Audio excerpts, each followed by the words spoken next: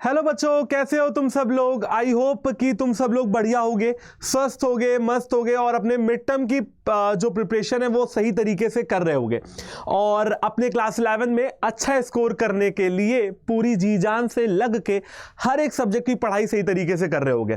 तो बच्चा पार्टी, सबसे पहले तो सारे बच्चों का स्वागत है मेरी आज की इस क्लास, आज के इस वन शॉट में, जहां पे मैं आपको chapter number 5 emerging modes of business के बारे में बताने वाला हूं, समझाने वाला हूं और सारी की सारी चीजें एनसीईआरटी के लाइन बाय लाइन से आपको बताने वाला हूं। राइट, बहुत बढ़िया। तो फटाफट से आप लोग सबसे पहले तो अपनी कॉपी पेन निकाल लीजिए और जो भी चीजें आपको जरूरी लगे तो साथ ही साथ आप नोट कर सकते हो। एनसीईआरटी लेके बैठे हो तो और भी अच्छा है, जहां जहां मैं बताता जाऊं वहां वहां मार्क करते जाओ और उनको एक बार घर पे बैठ के रीड कर लेना। हालांकि चैप्टर पूरा ही रीड कर लेना, छोटा चैप्टर है, लेकिन कुछ इंपॉर्टेंट चीजें भी होती हैं जो हमको बार बार रीड करनी पड़ती हैं ताकि वही चीजें जो है पेपर में लिख के आ पाए और हमको अच्छे नंबर एग्जामिनर से मिलते हों। ठीक है, चलो तो बिना देर किए शुरू करेंगे और आशा करता हूं कि आप लोगों ने इसके पहले वाले जो वन शॉट्स हैं वो भी देख लिए होंगे और इसके बाद जो वन शॉट्स आएंगे वो भी आप देख लोगे। तो चलिए ठीक है, फिर बिना किसी देरी के शुरू कर लेते हैं अपनी आज की इस क्लास को। तो सबसे पहले एमर्जिंग मोड्स ऑफ बिजनेस, नाम से क्या पता लग रहा है? अच्छा, चैप्टर नंबर 5 है भैया। नाम से ये पता लग रहा है कि बिजनेस यानी कि व्यापार करने के और भी तरीके हैं जिनके बारे में भैया आज जो है बात होने वाली है। Emerging modes of business, traditional business से हट के कुछ एमर्जिंग मोड्स हैं, कुछ नए मोड्स हैं बिजनेस करने के, व्यापार करने के, आज उनके बारे में बात होने वाली है। बेटा लर्निंग ऑब्जेक्टिव्स पे अगर आते हैं तो कह रहे हैं कि भैया आप क्या क्या सीखोगे। देखिए, अगर आप इस चैप्टर को पढ़ते हो तो आप ई बिजनेस के बारे में जानोगे, आप ऑनलाइन बाइंग और सेलिंग की प्रोसेस को समझोगे।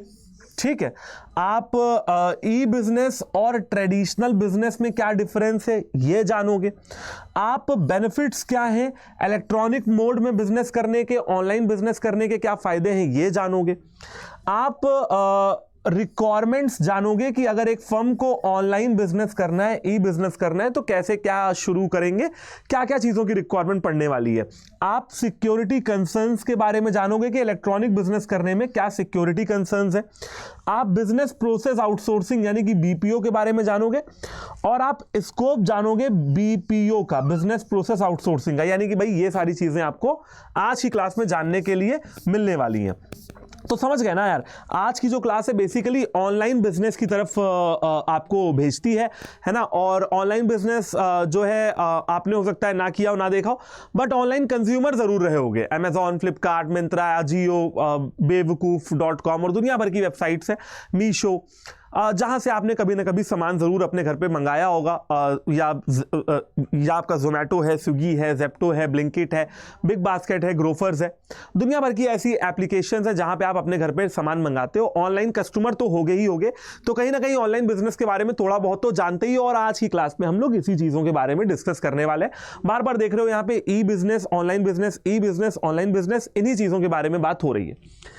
तो शुरू करेंगे बेटा और अपना पहला टॉपिक देखेंगे कि हमारा जो पहला टॉपिक है वो क्या है। देखो, सबसे पहले तो ये लोग इंट्रोडक्शन दे रहे हैं यहाँ पे, ये कह रहे हैं कि देखो भाई, ऐसा है कि बहुत समय तक जो है लोगों ने क्या किया भैया, ट्रेडिशनल बिजनेस किया, दुकानें खोल के बैठे रहे लोग, कस्टमर आता था, दुकान से सामान खरीदता था और खरीद के ले जाता था।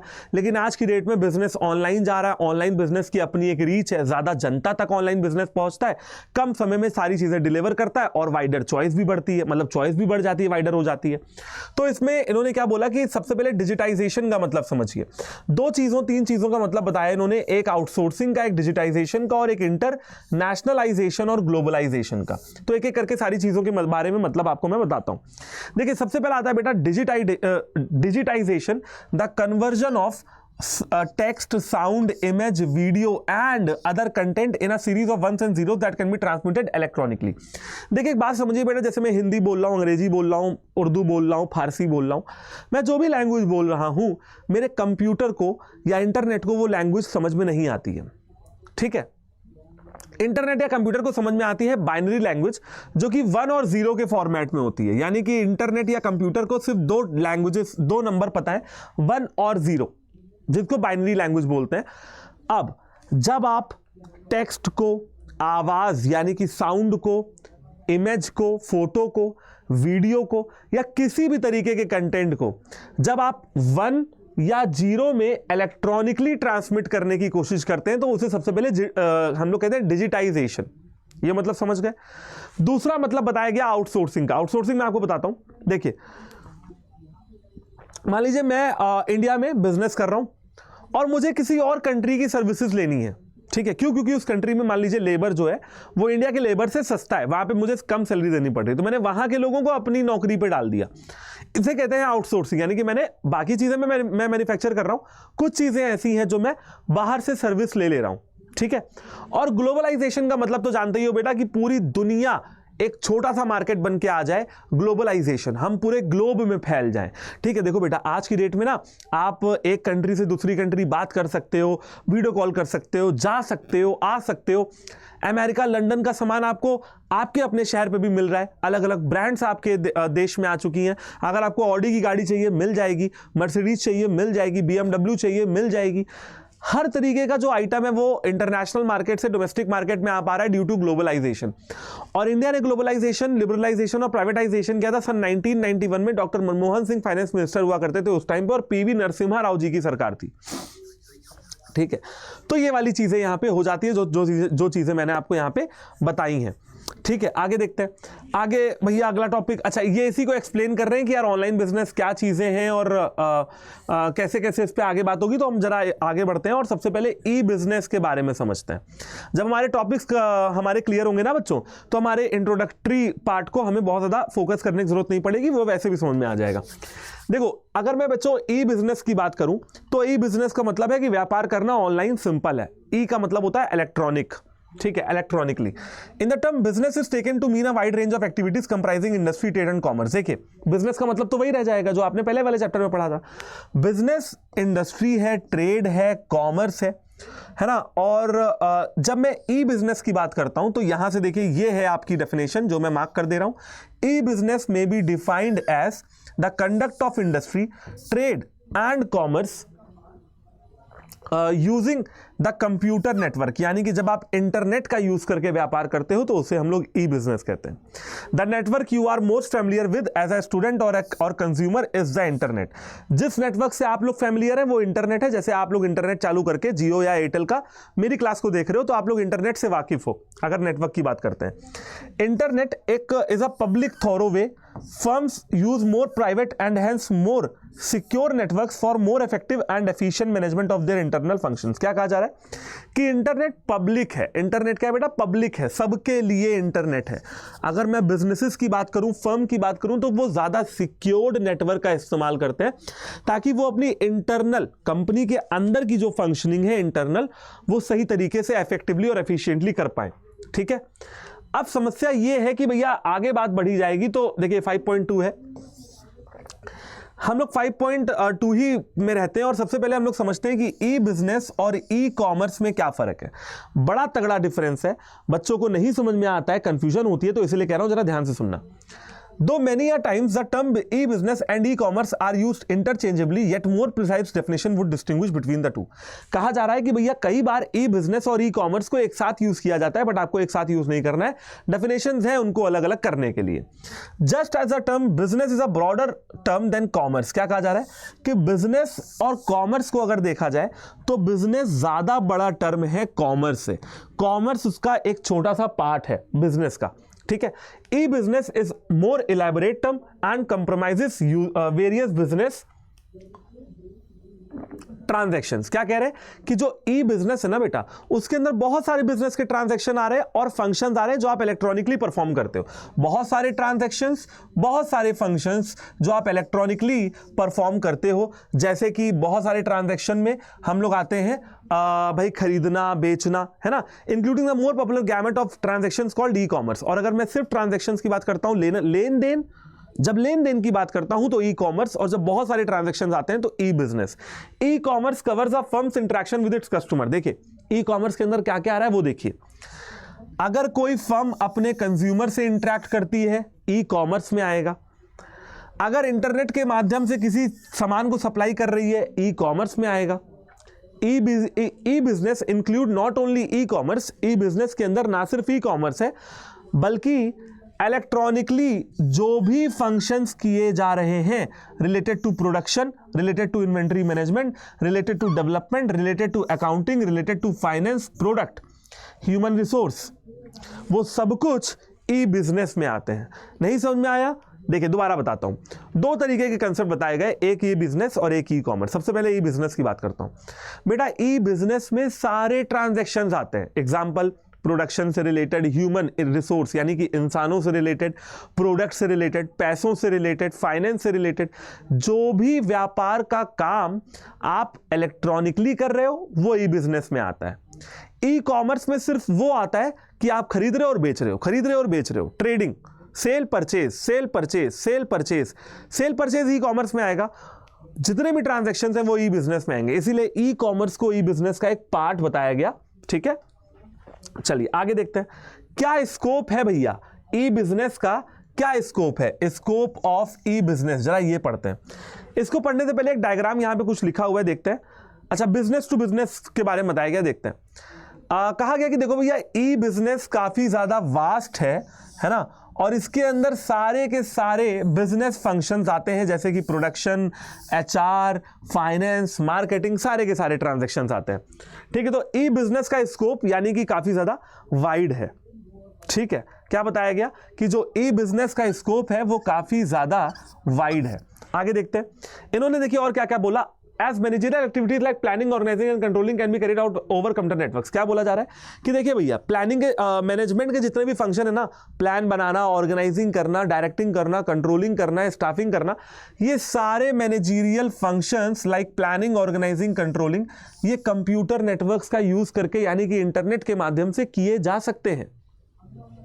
ठीक है, एंड क्या लिखा हुआ है, हाँ, अगर मैं पब्लिक के पर्सपेक्टिव से देखता हूं, viewed from this perspective of firms electronic transactions and networks can be visualized as extended into 3 direction. देखिए, अब जब मैं किसी भी फर्म के ट्रांजैक्शंस को देखता हूं तो उनको 3 मंजिलों की तरफ आगे भेजता हूं। वो मंजिल क्या है? देखिए, मतलब वो सारी चीजें कहां पे आगे बढ़ रही हैं, किस ओर इशारा कर रही हैं? B2B, दूसरा है B2C, और तीसरा है इंट्रा बी और फर्म्स इंटरनल। ठीक है, B2B यानी कि बिजनेस टू बिजनेस वो होता है which are firms interaction with other businesses, जहां पे एक फर्म दूसरे बिजनेस से एक बिजनेस दूसरे बिजनेस से इंटरेक्ट कर रहा है, B2B। B2C में फर्म या बिजनेस कंज्यूमर से इंटरेक्ट कर रहा है, और इंट्रा बी में फर्म के अंदर यानी कि बिजनेस के अंदर क्या हो रहा है। तो इसमें सबसे पहला जो हमको समझाया गया वो इस डायग्राम के माध्यम से समझाया गया। डायग्राम ये है, डायग्राम के माध्यम से समझाया गया business to business e commerce, यानी कि ये जो डायग्राम है ये B2B का डायग्राम है। ठीक है, देखते हैं क्या लिखा हुआ है। देखिए, बिजनेस ऑर्गेनाइजेशन है, वो होलसेलर के पास सामान बेचती है। होलसेलर क्या करता है, मतलब सामान सप्लाई करती है जो बिजनेस ऑर्गेनाइजेशन है। होलसेलर 2 तरीके के काम कर सकता है, या तो वो डायरेक्टली कंज्यूमर को सामान बेच दे, सेल कर दे, या तो वो अपनी एक वेबसाइट बना ले, वेबसाइट पे बेच दे, और वेबसाइट से ऑर्डर प्रोसेसिंग भी हो सकती है। समझ रहे हो? तो कुल मिला के इंटरनेट का माध्यम से यूज करना है। तो बिजनेस ऑर्गेनाइजेशन क्या है? बिजनेस है। होलसेलर क्या कर रहा है? बिजनेस कर रहा है। तो इसे कहते हैं B2B। ठीक है, अभी आगे देखते हैं और अपने एक एक करके सारे पॉइंट्स को समझेंगे। सबसे पहले हम लोग, जी हां, B2B के बारे में ही जानने की कोशिश करते हैं। जब एक बिजनेस वाले से ही इंटरेक्ट करता है तो उसे B2B बोलते हैं। सुनिए, मान लीजिए मुझे गाड़ी बनानी है बेटा। मैंने बोला क्या? मुझे गाड़ी बनानी है, टायर नहीं बनाना है। टायर तो मैं बाहर से खरीदूंगा, MRF से खरीदूंगा, सीएट से खरीदूंगा, है ना, मैं टायर तो बाहर से खरीदूंगा। तो B2B कॉमर्स में अगर मुझे गाड़ी बनानी है, मैं बिजनेसमैन, जो टायर बेच रहा है वो बिजनेसमैन, हम दोनों इंटरेक्ट कर रहे हैं, तो B2B। अब बात समझ में आई? क्या MRF का टायर वाला कस्टमर है मेरा? नहीं, वो भी बिजनेसमैन है, मैं भी बिजनेसमैन हूं, B2B। पढ़ के देखते हैं।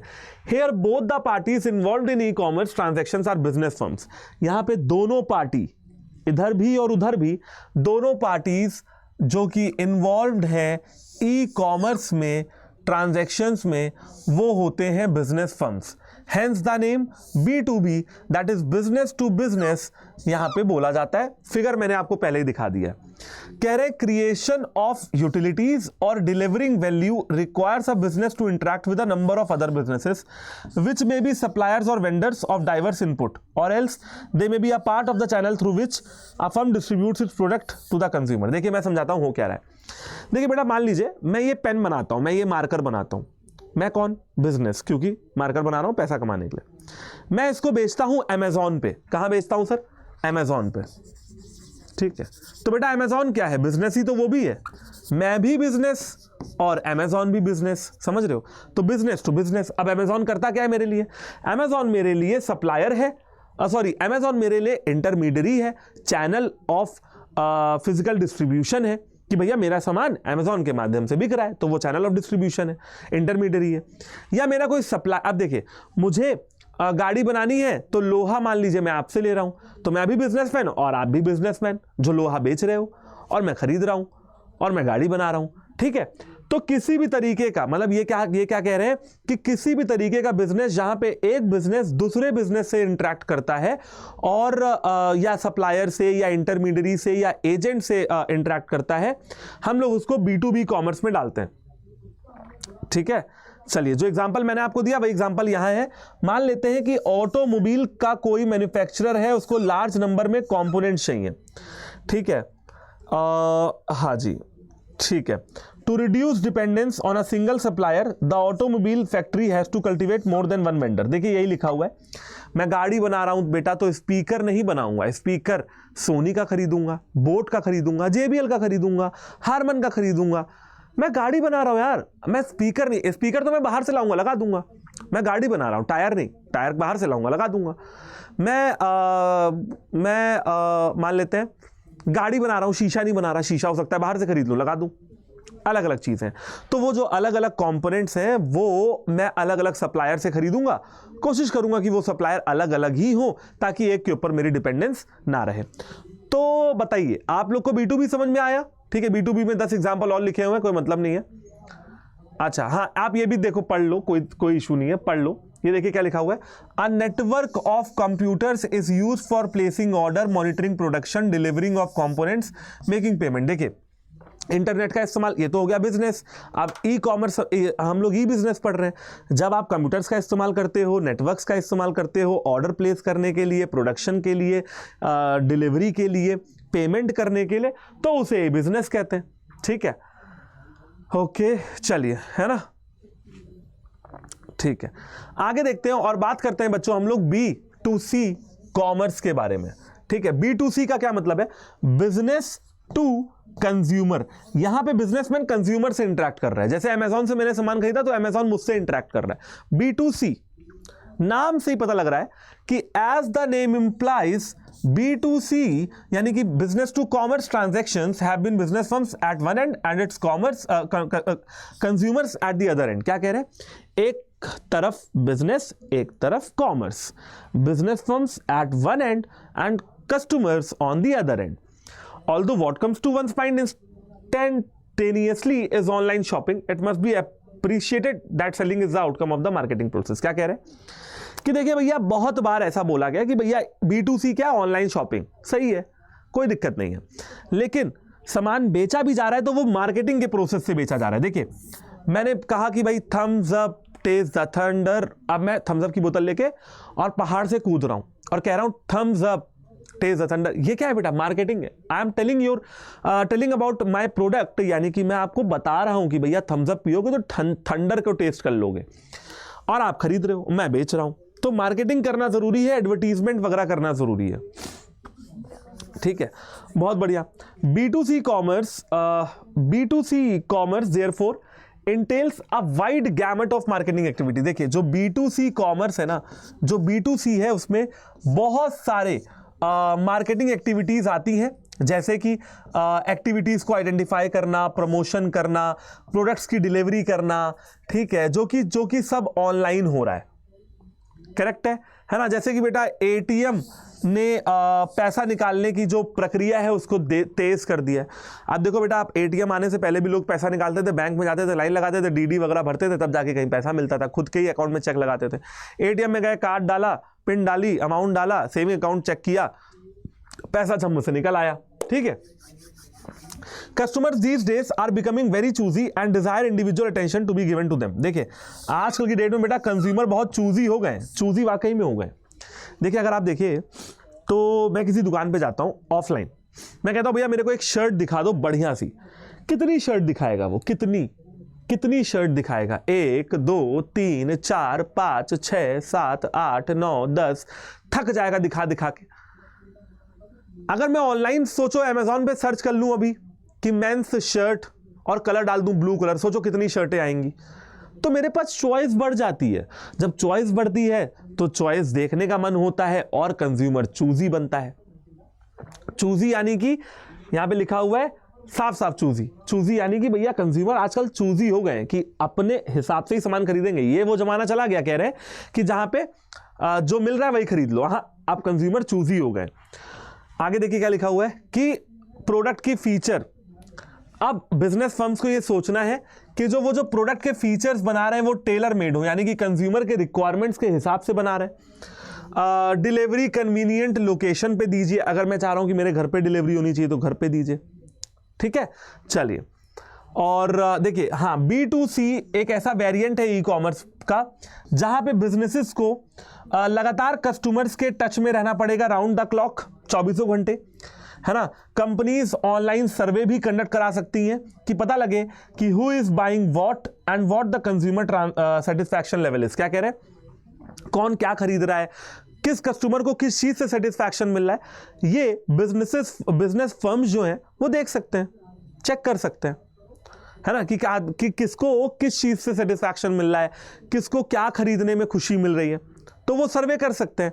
बिजनेसेस कैन सर्वे वो क्वेश्चन बना सकते हैं, अपने एम्प्लॉय से पूछ सकते हैं, अपने कस्टमर से पूछ सकते हैं कि तुमको क्या पसंद है, तुम्हें क्या सेटिस्फैक्शन दे रहा है, और उसके हिसाब से डिसीजन ले सकते हैं। देखिए यहाँ पे बेटा एक डब्बा था तो सोचा डब्बा को छोड़ू ना, डब्बे को आपको पढ़ा ही दूं। तो डब्बा ये आपको नजर आ रहा होगा, बहुत सिंपल सा डब्बा है। थोड़ा सा जूम कर लें क्या? चलिए, ये डब्बा आप लोगों को दिख रहा है?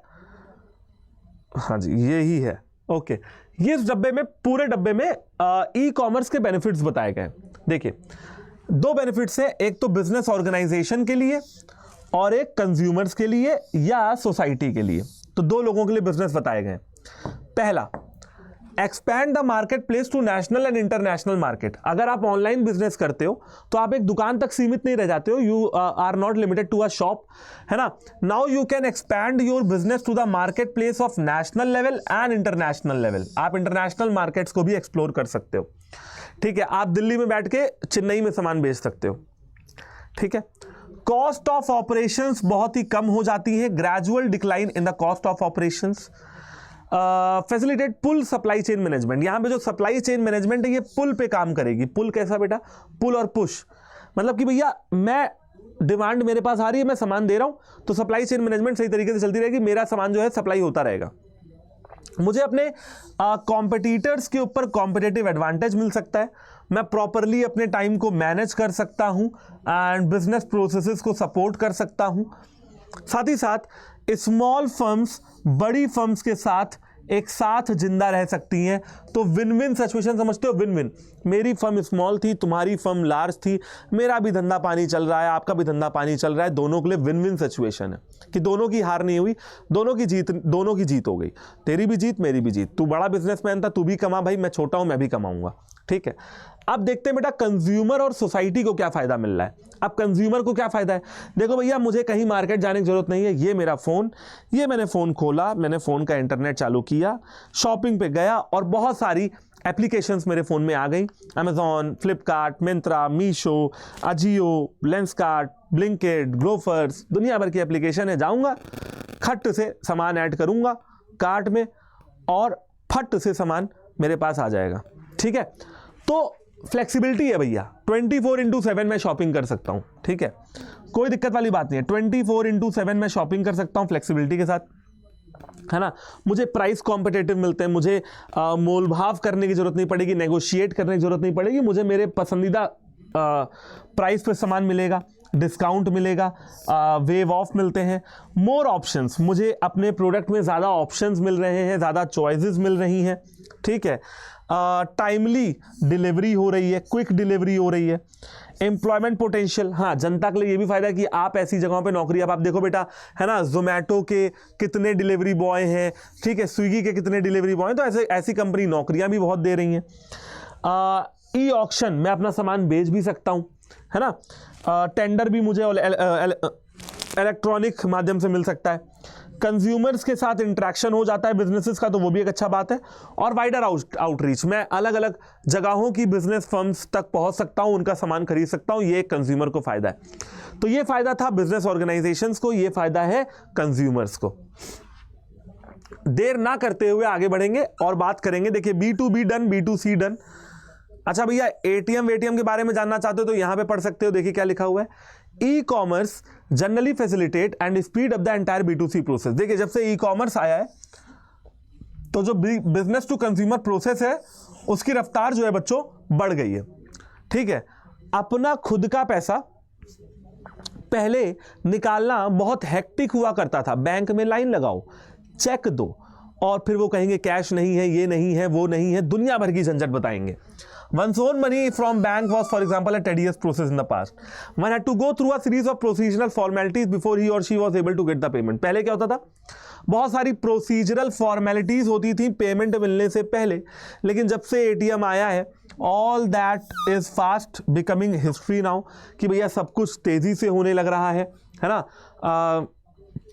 कस्टमर अपना पैसा कभी भी कहीं भी विड्रॉ कर सकता है, बाकी का जो काम है rest of the work back and process पे चलता रहता है। पहले कंज्यूमर को उसका पैसा मिलेगा, उसके बाद पैसा कटेगा, उसके बाद पासबुक में प्रिंट होगा, वो एक अलग कहानी है, पहले पैसा मिलेगा। और बेटा एटीएम का फुल फॉर्म तो आप जानते ही होंगे, एटीएम का फुल फॉर्म है ऑटोमेटेड टेलर मशीन, ठीक है। पहले जब हम लोग छोटे थे तो कहते थे एटीएम का फुल फॉर्म क्या होता है, ऑल टाइम मनी, ठीक है। एटीएम का full form all time money कहते थे लोग, ऑल टाइम मनी, कभी भी पैसा निकालो, लेकिन ऐसा नहीं है। एटीएम का फुल फॉर्म है ऑटोमेटेड टेलर मशीन, ठीक है बच्चों। चलिए आगे बढ़ेंगे और बात करेंगे अपने अगले टॉपिक के बारे में। हाँ, इंट्रा बी। तो भैया इंट्रा बी के बारे में एक बार देखते हैं कि इंट्रा बी का चक्कर क्या है। इंट्रा बी कॉमर्स, देखिए, hence parties involved in the electronic transactions are from within the given business firm, hence the name intra-B commerce। देखिए अब यहां पे क्या हो रहा है कि जो पार्टीज इन्वॉल्व्ड हैं इलेक्ट्रॉनिक ट्रांजैक्शंस में वो एक ही बिजनेस फर्म का हिस्सा है। अब आप बात समझे, जैसे मान लीजिए ये फर्म है, इसका मैं भी एक हिस्सा हर्ष सर, और इसका आप भी एक हिस्सा स्टूडेंट, तो हम दोनों क्या कर रहे हैं, आपस में एक दूसरे से इंटरेक्ट कर रहे हैं, इसे कहते हैं इंट्रा बी कॉमर्स। बिजनेस के अंदर इंट्रा बी, जैसे मैं कहूं कि मैं दिल्ली के अंदर घूम रहा हूं तो इंट्रा सिटी, मैं दिल्ली और कह सकते हैं गुड़गांव में के बीच में टहल रहा हूं तो इंटर सिटी दो सिटीज के बीच में, और इंट्रा सिटी एक ही सिटी के अंदर, ठीक है। तो इंट्रा बी का मतलब है एक ही बिजनेस के अंदर। Here parties involved in the electronic transactions are from within the given business firm, hence the name intra B commerce. यहां पे जो पार्टीज हैं वो एक ही बिजनेस फर्म्स के अंदर की हैं, इसीलिए इसको इंट्रा बी कहा जाता है। As noted earlier too, one critical difference between e commerce and e business is that e-commerce compromises a business firm's interaction with its suppliers, distributors, business firms, hence the name B2B and customer B2C over the internet। क्या बोला गया, e commerce और e business के बीच में पहले ही difference सारे clear किए गए हैं, और आपको बताया है कि ई कॉमर्स के अंदर वो सारी एक्टिविटीज आएंगी डिस्ट्रीब्यूशन की या इन सब चीज़ों की, ठीक है। इसीलिए B2B और B2C आपने पढ़ा, ठीक है। लेकिन ई बिजनेस एक बहुत ज़्यादा वाइडर टर्म है और इसमें इंट्रानेट भी यूज होता है। देखो बेटा, इंट्रानेट समझ रहे हो, इंटरनेट मतलब दो नेटवर्क्स के बीच में नेटवर्क, और इंट्रानेट का मतलब है एक कंपनी के अपने अंदर का नेटवर्क। तो ई बिजनेस में इंटरनेट तो आता ही है, इंट्रानेट भी आता है, ठीक है। ताकि लोग आपस में इंटरेक्ट कर पाए। वेरियस डिपार्टमेंट, एक ही कंपनी के अलग अलग department, production, finance, marketing, sale, सब आपस में इंटरेक्ट कर पाए और जितने भी लोग काम कर रहे हैं वो आपस में इंटरेक्ट कर पाए। समझ रहे हो, तुम्हारी कंपनी बहुत बड़ी है, प्रोडक्शन डिपार्टमेंट यहां है, सेल्स वहां है, मार्केटिंग वहां है, सब आपस में बात कर पाए, कम्युनिकेट कर पाए, इंटरेक्ट कर पाए, उसके लिए इंट्रानेट का इस्तेमाल होता है और इंट्रानेट इंट्रा बी कॉमर्स से रिलेटेड है। ठीक है, it is largely due use to of intra B commerce that today it has become possible for firms to go in for flexible manufacturing. ठीक है, आजकल जो फर्म्स फ्लेक्सिबल मैन्युफैक्चरिंग कर रही हैं वो कहीं ना कहीं इंट्रा बी कॉमर्स की वजह से ही कर रही हैं। ठीक है, use of computer make it possible for the marketing department to interact constantly with the production department and get the customised products made as per the requirement of individual consumer. देखिए मैं बताता हूं हुआ क्या। हमारा, मान लीजिए मेरी कंपनी का एक मार्केटिंग डिपार्टमेंट है।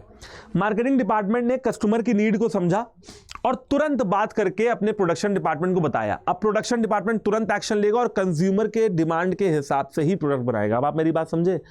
और बात करेगा कैसे? इंट्रानेट के माध्यम से, यानी कि एक डिपार्टमेंट दूसरे डिपार्टमेंट से बात कर रहा है इंट्रानेट के माध्यम से, एक सिंगल नेटवर्क के माध्यम से, और वो इंट्रा बी कॉमर्स है। ठीक है, चलिए और हाँ, अब आप देख लो कि कंप्यूटर बेस्ड ट्रांजैक्शंस अलग अलग डिपार्टमेंट के बीच में फर्म के लिए बहुत फायदेमंद होते हैं।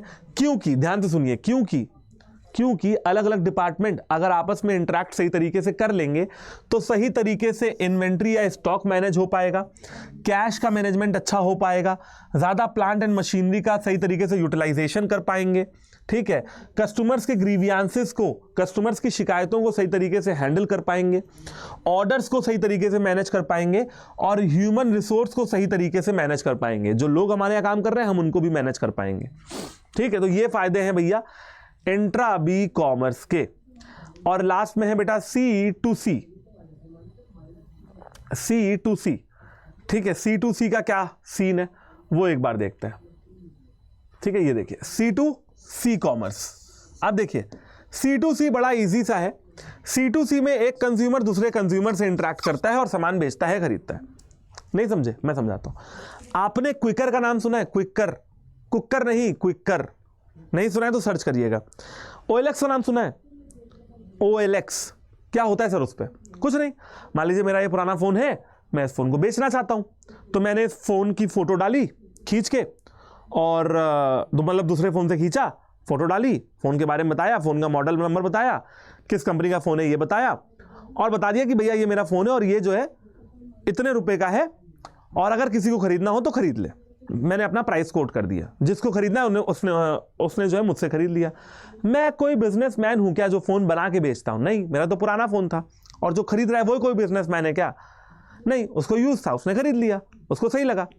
मैं भी कंज्यूमर, वो भी कंज्यूमर, दोनों आपस में इंटरेक्शन कर रहे हैं, कंज्यूमर टू कंज्यूमर। पढ़ के देख लेंगे। Here the business originate from the consumer and the ultimate destination is also consumer। यहां पे जो बिजनेस है वो ओरिजिनेट हो रहा है कंज्यूमर से और अल्टीमेट डेस्टिनेशन भी एक कंज्यूमर ही है, इसीलिए इसका नाम C2C कॉमर्स रखा गया। This type of commerce is best suited for dealing in goods for which there is no established market. ऐसे तरीके के कॉमर्स जो है वो ऐसे गुड्स के लिए सूटेबल है, ठीक है, जिसके लिए मार्केट में कोई एस्टैब्लिश्ड मैकेनिज्म नहीं है। जैसे कि अपनी पुरानी किताबें बेचना। अब भैया मैं अपनी पुरानी किताबें अगर कबाड़ वाले को बेचूंगा तो वो किलो के हिसाब से मेरी किताबें ले जाएगा। मुझे अगर अच्छे पैसे चाहिए तो मैं क्या करूंगा, मैं उसको कैश बेसिस पे या बार्टर बेसिस बेच दूंगा। ठीक है, या तो किताब के बदले किताब बेच दो कि मेरी ये किताब है तुम ले लो, तुम्हारी किताब मैं ले लेता हूं, या तो किताब के बदले में पैसा ले लो। ठीक है ना। जो इंटरनेट का वास्ट स्पेस है वो अलाउ करता है लोगों को कि वो ग्लोबली सर्च करें बायर्स को। ई कॉमर्स टेक्नोलॉजी जो है provides market system security to such transactions which otherwise would have been missing if the buyers and sellers were to interact in anonymity of one to one transaction. क्या कहा जा रहा है? E commerce खासकर C2C एक ऐसी opportunity create करता है जहां पे दो बायर्स एक दूसरे को लोकेट कर पाए। अच्छा, एक्सीलेंट एग्जाम्पल भी यहां पे दिया है, बहुत बढ़िया भैया। An excellent example of this is found at eBay। एक कंपनी है बेटा eBay, तो अगर आप ईबे पे जाएंगे तो आप अपना सामान इंटरनेशनली बेच पाएंगे मेरे ख्याल से। तो जहां पे कंज्यूमर अपने गुड्स और सर्विसेज को सेल करते हैं दूसरे कंज्यूमर्स को, ठीक है। ओके, पहले ये देखिए यहां से कहानी शुरू है ईबे की। Firstly eBay allows all the sellers and buyers to rate one another. पहले ईबे अलाउ करता है सेलर्स और बायर्स को एक दूसरे को रेट करने के लिए, ठीक है। हाँ, तो सिंपल है कि भैया 2000 से भी ज़्यादा कस्टमर्स को वो डील कर चुके हैं, है ना, और वो सेलर्स से सामान खरीदते हैं जो एक्सीलेंट होता है। जैसे मान लीजिए मैं बहुत सालों से ईबे पे अपना सामान पुराना बेचता आ रहा हूँ, तो किसी ने मुझे रेटिंग दी, अगर मेरी रेटिंग अच्छी है, इसका मतलब मेरे सामान अच्छे हैं, इसका मतलब मेरा प्राइस अच्छा है, तो जिसको ज़्यादा रेटिंग मिली होगी, जिसका रेट एक्सीलेंट होगा, ज़्यादा कंज्यूमर उसी से सामान खरीदेंगे, सिंपल है, ठीक है। तो बेटा यही सारी चीज़ें यहाँ पे मेंशन्ड हैं, आप एक बार इसको आराम से बैठ के रीडिंग इसकी कर सकते हो।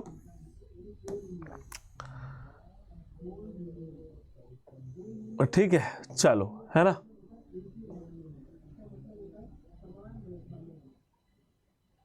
ओके,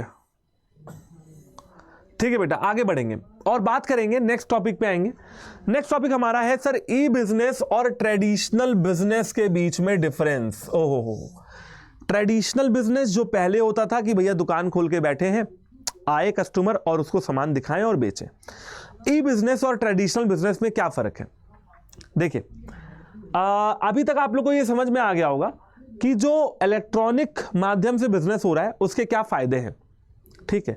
लेकिन अब आपको समझना है कि भाई कंपैरिजन क्या है, कंपैरिजन करना बहुत जरूरी है, ठीक है। ओके, तो कंपैरिजन का सीधे चार्ट खोलते हैं और वहां से आपको सारी चीजें बताते हैं। हाँ, अच्छा, पहले कंज्यूमर टू कंज्यूमर का भैया एक डायग्राम है, तो चलो ये छोड़ेंगे नहीं, पहले कंज्यूमर टू कंज्यूमर का एक डायग्राम है, एक बार वो देखते हैं। देखिए यहां पे क्या हो रहा है, एक कंज्यूमर, दूसरा कंज्यूमर। सबसे पहले एक कंज्यूमर जिसको सामान बेचना था, वांट टू सेल प्रोडक्ट, वो गया हमारी वेबसाइट पे जहां पे आप एडवर्टीजमेंट डाल सकते हो। तो मुझे सामान बेचना था, मैं गया वेबसाइट पे, वेबसाइट पे मैंने डाला अपना एडवर्टीजमेंट, वेबसाइट ने बताया इस वाले कस्टमर को जो सामान खरीदना चाहता था, want to buy the product, मान लीजिए वो आप है, तो मैं बेचना चाहता था, मैं भी उस वेबसाइट पे गया, तुम खरीदना चाहते थे, तुम भी इसी वेबसाइट पे आए, ठीक है। वेबसाइट ने एक दूसरे को मिला दिया, मुझे और तुमको मिला दिया, मैंने प्रोडक्ट तुमको दे दिया, तुम्हें प्रोडक्ट मिल गया, और तुमने पैसा दे दिया, मुझे पैसा मिल गया। रिसीव मनी, प्रोडक्ट रिसीव, ठीक है। मैं था, मेरे को सामान बेचना था, वेबसाइट पे पहुंचा, अपना एडवर्टीजमेंट किया, आपको लेना था, खरीदना था, आप वेबसाइट पे पहुंचे, आपको मैं अच्छा लगा, आपको मेरा सामान अच्छा लगा, आपने मुझे पैसा दिया, मैंने आपको प्रोडक्ट दिया, ठीक है। इसे कहते हैं कंज्यूमर टू कंज्यूमर। एक मिनट रुकिए, बेनिफिट्स तो ठीक है, ट्रेडिशनल बिजनेस और ई बिजनेस में जरा कंपैरिजन मिल जाता तो और मजा आ जाती। यही कहीं दिया हुआ है, देखते हैं कहाँ है। हाँ, ये देखिए, ये डिफरेंस मिल गया भैया, जिस टेबल के बारे में बात की गई थी, तो वो ये टेबल है। पहले भैया हम लोग ये पढ़ेंगे, उसके बाद आगे बढ़ेंगे, ठीक है। एक एक करके टॉपिक आगे, मतलब इधर उधर एनसीईआरटी में है, तो इसको हम अपने हिसाब से करेंगे। पहले ट्रेडिशनल और ई बिजनेस के बीच में डिफरेंस देखेंगे, उसके बाद बाकी की कहानी देखेंगे। तो चलिए फिर ट्रेडिशनल और ई बिजनेस के बीच में अपन डिफरेंस देखते हैं। सबसे पहला है basis of distinction, traditional business और ई बिजनेस, ठीक है। मजा आने वाली है, मजा आने वाली है। देखो, सबसे पहले ease of formation. Traditional business को खड़ा करना बहुत तीन झाम वाला काम होता है। जैसे आपने देखा ना, सोल प्रोप्राइटरशिप, पार्टनरशिप, ये रजिस्ट्रेशन, वो रजिस्ट्रेशन, ये कागज, वो कागज, दुनिया भर की नौटंकी है ट्रेडिशनल बिजनेस को खड़ा करने के लिए। It is very difficult to form a traditional business. But e business की बात करें तो बहुत सिंपल है। इंटरनेट पे गए, अपने आप को रजिस्टर कराया, सामान बनाया, बेचना चालू। फिजिकल अपीयरेंस, ट्रेडिशनल बिजनेस में आपकी दुकान अच्छी होनी चाहिए, कंज्यूमर्स को अट्रैक्टिव लगनी चाहिए। Physical appearance is very very necessary, but in e business no physical appearance is required. कोई जरूरत नहीं है सुंदर उंदर दिखने की, सामान रखा है, बस बेचने से मतलब है, सामान अच्छा होना चाहिए, दैट इज ऑल। लोकेशन, ठीक है, आपको अपने दुकान की लोकेशन वही रखनी पड़ेगी, या आपको अगर बिजनेस करना है, बना रहे हो, मैन्युफैक्चरिंग कर रहे हो, तो वही रखनी पड़ेगी जहां पे आसानी से आपको रॉ मटेरियल मिल जाए, ठीक है। लेकिन ई बिजनेस में ऐसा लोकेशन का कोई नाटक नहीं है। ट्रेडिशनल बिजनेस को खड़े करने की कॉस्ट बहुत ज़्यादा है, आपको तो पता ही है क्यों, है ना, क्योंकि लेबर लाओगे, मशीन लाओगे, उसके बाद लैंड लाओगे, प्लांट लाओगे, सब कुछ लाओगे, सब में पैसा बहुत लगेगा। लेकिन भैया ई बिजनेस को खड़ा करने के लिए क्योंकि कोई फिजिकल फैसिलिटीज चाहिए नहीं, तो कॉस्ट ऑफ सेटिंग अप बहुत ईजी है। ठीक है, चलिए ऑपरेटिंग कॉस्ट की बात कर लेते हैं। ट्रेडिशनल बिजनेस में ऑपरेटिंग कॉस्ट बहुत ज़्यादा है। क्यों? क्योंकि आप प्रोडक्शन करोगे, सामान स्टोर करोगे, वेयर हाउसिंग का खर्चा दोगे, मार्केटिंग का खर्चा दोगे। ऑपरेटिंग कॉस्ट का मतलब है ऑपरेशन चलाने के लिए जो खर्चा हो रहा है, डिस्ट्रीब्यूशन करोगे, दुनिया भर का आप काम करोगे, ठीक है, प्रोक्योरमेंट, रॉ मटेरियल लाओगे, स्टोरेज करोगे, बनाओगे, बेचोगे, मार्केटिंग करोगे, 100 तरीके के आप काम करोगे जिसमें इन्वेस्टमेंट लगते हैं। तो यहां पे ऑपरेटिंग कॉस्ट ज्यादा है। लेकिन ई बिजनेस में ऑपरेटिंग कॉस्ट बहुत कम है, क्योंकि आपको रिलेशनशिप से काम निकलवाना है, ओनरशिप से नहीं। ठीक है, यहां पे शेयरिंग ऑफ रिसोर्सेज हो रहा है। Nature of contact with the suppliers and the customers. देखिए ट्रेडिशनल बिजनेस में मैं बनाता हूं, मैन्युफैक्चर करता हूं, लेकिन बेचता तो नहीं हूं ना बेटा। मैं बनाता अच्छा हूं, क्या? अपना सामान, अपना प्रोडक्ट, लेकिन बेचता तो नहीं हूं ना। बेचने के लिए मुझे इंटरमीडिएरीज का इस्तेमाल करना पड़ेगा कस्टमर तक पहुंचने के लिए। यानी कि यहां पे कस्टमर तक पहुंचना, कांटेक्ट रखना इनडायरेक्ट है, लेकिन ऑनलाइन में डायरेक्ट है। ठीक है, आगे देखते हैं। Nature of internal communication. देखिए ट्रेडिशनल बिजनेस में जो कम्युनिकेशन होती है वो हायरार्किकल होती है, यानी कि top to middle level, middle level to lower level, lower level to operative, कुछ ऐसे चलता है। देखिए सिस्टम ऐसे चलता है, टॉप लेवल बात करेगा मिडिल लेवल से, मिडिल लेवल बात करेगा लोअर लेवल से, लोअर लेवल बात करेगा एग्जीक्यूटिव से या एम्प्लॉय से। ठीक है, तो ट्रेडिशनल बिजनेस में ये वाला सीन चलता है, हायरार्की सेट है कि कौन किससे बात कर सकता है। ऑनलाइन बिजनेस में कोई हायरार्की नहीं है। ठीक है, हॉरिजॉन्टल करो, डायगोनल करो, वर्टिकल करो, कम्युनिकेशन करने से मतलब है बस। यानी कि आप इससे बात करो कोई प्रॉब्लम नहीं है, आप इससे बात करो सेम लेवल पे कोई प्रॉब्लम नहीं है, आप दूसरे डिपार्टमेंट के बंदे से बात करो कोई प्रॉब्लम नहीं है। ठीक है, तो हॉरिजॉन्टल, क्रॉस सेक्शनल, किसी भी तरीके का आप इंटरेक्शन कर सकते हो, कम्युनिकेशन कर सकते हो। ठीक है, अगर मान लीजिए आपको ट्रेडिशनल बिजनेस में मीटिंग लेनी है तो बहुत लंबा इंतजार करना पड़ेगा, आओ भैया तुम भी आ जाओ, तुम भी आ जाओ, सबके आने में टाइम लगेगा। भैया ई बिजनेस में क्या है, इंस्टेंट, तुरंत गूगल मीट है, चलो मीटिंग करो बैठ के, जूम मीटिंग है, तुरंत मीटिंग आओ। ठीक है, ऑर्गेनाइजेशन स्ट्रक्चर का शेप कैसा होता है? ठीक है, वर्टिकल या tall, due to hierarchy chain in command. देखिए ट्रेडिशनल बिजनेस का ये जो चेन है ये वर्टिकल है, टॉल है, टॉल का मतलब लंबा चेन है, यानी कि इसने इससे बोला, उसने उससे बोला, उसने उससे बोला, उसने उससे बोला, यही चलता रहेगा। यहां पे क्या सीन है भैया, डायरेक्टनेस ऑफ कमांड, है ना, इसने इससे बोला, बात खत्म। ठीक है, हॉरिजॉन्टल या फ्लैट। आगे देखते हैं। ठीक है, बहुत सारे पॉइंट्स यहां पे हैं। हम लोग कहां तक पहुंचे भैया? हम लोग पहुंचे हाँ, business processes and length of the cycle. देखिए अगर मैं बिजनेस प्रोसेस की बात करूं, ठीक है, तो जो हमारा बिजनेस प्रोसेस है इसका मतलब क्या होता है बेटा? प्रोडक्शन किया, रॉ मटेरियल लाए, प्रोडक्शन किया, WIP work in progress, storage किया, वेयर हाउसिंग किया, ऐसा चलता रहेगा, ऐसा चलता रहेगा। इसे कहते हैं बिजनेस साइकिल या लेंथ ऑफ द साइकिल। तो यहां पे क्या सीन है, sequential precedence succession relationship, that is purchase करेंगे रॉ मटेरियल, फिर प्रोडक्शन करेंगे, ऑपरेशंस देखेंगे, मार्केटिंग करेंगे, सेल करेंगे। यानी कि प्रेसिडेंस मतलब कि बार बार बार बार बार बार बार बार बार बार वही काम करते रहेंगे, और क्योंकि साइकिल लंबी है तो टाइम भी ज्यादा लगेगा, therefore business process cycle is therefore longer. यहां पे क्या है, ठीक है, यहां पे business process cycle is therefore shorter. Online में बिजनेस साइकिल छोटी है, तुरंत बनाया तुरंत बेचा, ये वो सीन, तो ये वाली चीज हो जाती है। Opportunity for interpersonal touch. देखिए ट्रेडिशनल बिजनेस में आप लोगों से लोग रोज मिलते हो, रोज बातचीत करते हो, कम्युनिकेट करते हो, है ना। जैसे मैं हूं, वर्क फ्रॉम ऑफिस आ रहा हूं तो लोगों से मिल रहा हूं, टीम मेंबर से मिल रहा हूं, आइडियाज शेयर कर रहा हूं, कम्युनिकेशन कर रहा हूं एंड सो ऑन। तो यहां पे इंटरैक्शन जो है वो ज्यादा है, मच मोर। लेकिन ऑनलाइन में कोई किसी से नहीं मिल रहा है, ना बिजनेस कंज्यूमर से मिल रहा है, ना कंज्यूमर बिजनेसमैन का चेहरा देख रहा है। तो यहां पे पर्सनल टच नहीं है, ठीक है।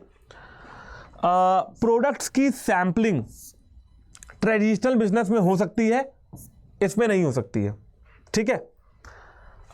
ऑनलाइन बिजनेस में कम होती है, हो सकती है, लेकिन अगर आप अमेजॉन, फ्लिपकार्ट, मिंत्रा ऐसी बड़ी बड़ी ऑफिशियल, ऐसी बड़ी बड़ी वेबसाइट से, ऑनलाइन वेबसाइट से सामान खरीदते हैं ना, तो ये आपको अपॉर्चुनिटी देते हैं कि आप एक कपड़ा मंगा लो, ट्राई करके देख लो, पसंद आए तो ठीक, ना आए तो रख लो, वापस कर दो। तो आज की डेट में ये भी चालू हो चुका है, ट्राई एंड देन बाय। पहले खरीदो, पहले देखो, फिर खरीदो, पहले इस्तेमाल करें, फिर विश्वास करें, जबरदस्ती ना करें, ठीक है। तो आज ये अपॉर्चुनिटी भी मिल रही है जहां पे आप म्यूजिक का, बुक का, जनरल सॉफ्टवेयर या वीडियो का प्री सैंपल भी ले सकते हो। आगे देखते हैं। ट्रेडिशनल बिजनेस के लिए ग्लोबल यानी कि इंटरनेशनल मार्केट्स में जाना थोड़ा मुश्किल है, लेकिन ई बिजनेस के लिए मुश्किल नहीं है क्योंकि इंटरनेट की कोई बाउंड्री नहीं होती। Government patronage shrinking much. देखिए, गवर्नमेंट का सपोर्ट, पैटर्नेज यानी कि सपोर्ट ट्रेडिशनल बिजनेस में कम हो रहा है, ऑनलाइन में ज्यादा हो रहा है, क्योंकि आईटी सेक्टर गवर्नमेंट की टॉप मोस्ट प्रायोरिटीज में से एक है, जानते ही हो आप। ह्यूमन कैपिटल का नेचर, ट्रेडिशनल बिजनेस में लोग थोड़े सेमी स्किल्ड होंगे, कम स्किल्ड होंगे, थोड़े बहुत स्किल्ड होंगे या अनस्किल्ड भी होंगे, नहीं भी कुछ आता होगा तो भी काम चल जाएगा। लेकिन ऑनलाइन बिजनेस में ऐसा नहीं है। ऑनलाइन में आपको टेक्निकल एंड प्रोफेशनली क्वालिफाइड लोगों को ही रखना पड़ेगा, समझ रहे हो, क्योंकि ऑनलाइन पे काम करना बच्चों का खेल नहीं है। फिर आपको कंप्यूटर चलाना आना चाहिए, फिर आपको इंटरनेट की समझ होनी चाहिए, हर चीज चाहिए आपको। ट्रांजैक्शन रिस्क, अगर मैं ट्रांजैक्शन रिस्क की बात करता हूं, ठीक है, तो वो जो है कम है due to arms length transaction and face to face contract.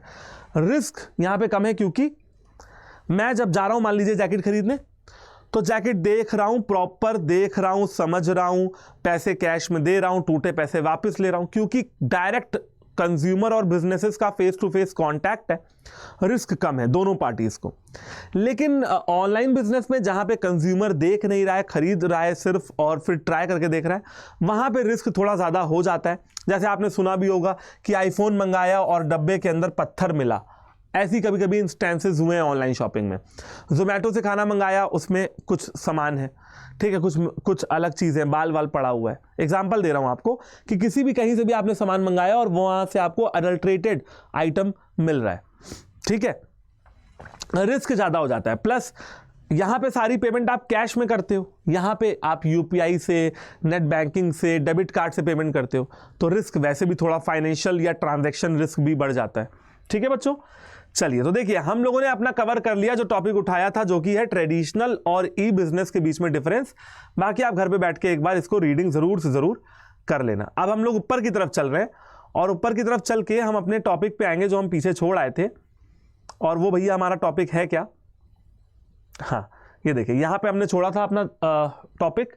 वो टॉपिक है बेटा ई बिजनेस का क्या बेनिफिट है, benefits of e business, e business के फायदे, ठीक है। पहला ease of formation and lower investment requirement, दूसरा है कन्वीनियंस, ठीक है। चलिए, तीसरा भी यहां पे आइडेंटिफाई कर रहे हैं, स्पीड।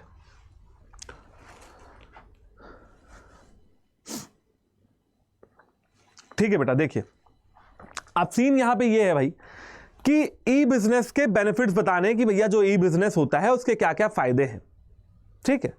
इसमें सबसे पहला फायदा आप देखिए अगर तो ease of formation and a lower investment requirement. Ease of formation, e business को खोलना बहुत आसान है, प्लस जो इन्वेस्टमेंट करनी है वो भी थोड़ी कम लगेगी, ठीक है।